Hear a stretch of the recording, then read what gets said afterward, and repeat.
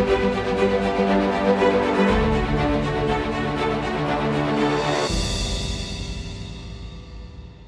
it's Ryan Harris here with Home Pet Lending.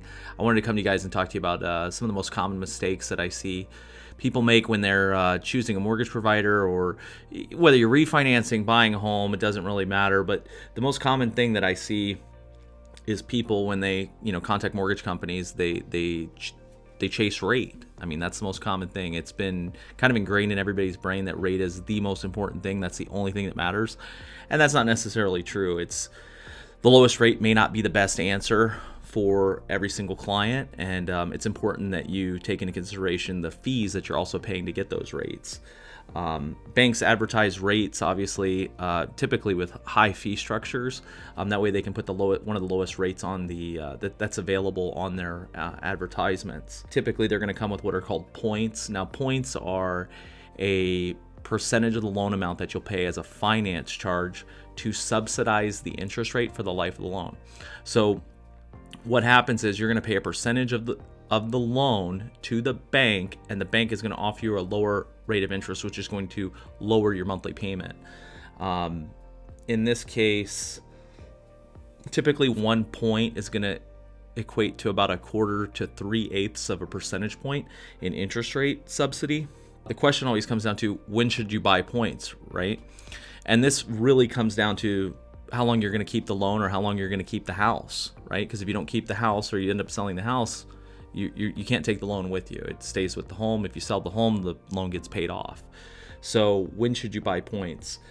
You should buy points typically if you're going to be in the house for 5 years or more. That's typically the break even that we calculate. Sometimes it can be shorter, as I've seen as short as maybe 2 years, or even 1.5 years. And sometimes it's as long as 7 years, just depending on what the buy downs and the rate sheet looks like. So, but your decision should be, you should buy points if you're going to keep the loan for a longer period of time. If you don't think you'll keep the loan for that long of a period of time, or you're planning to move or sell or refinance again in the next 6, 12, 18 months, it's probably in your best interest to not pay points, possibly even move up to a rate that has some lender credit on it. Typically, when you're making the decision on when to buy points, you should take into consideration your current job, whether your job may be relocating. That's a common reason why I see that people move. Whether you may be upgrading your house or downsizing, depending on your family status, whether you have kids reaching the end of their, they're going to college, and maybe your house is maybe needing to downsize, or you may have too much space for what you currently have, or maybe you're planning to expand your family and you may need a bigger home in the next 3 to 5 years. Those would be great reasons to keep your equity, not pay the points, not pay the finance charges, because you're not going to recoup that money that you're going to get by those lower interest rates.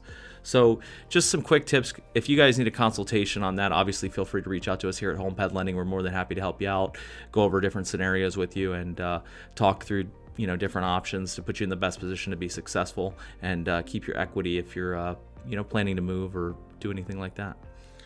Thank you once again. I hope you guys have a wonderful afternoon.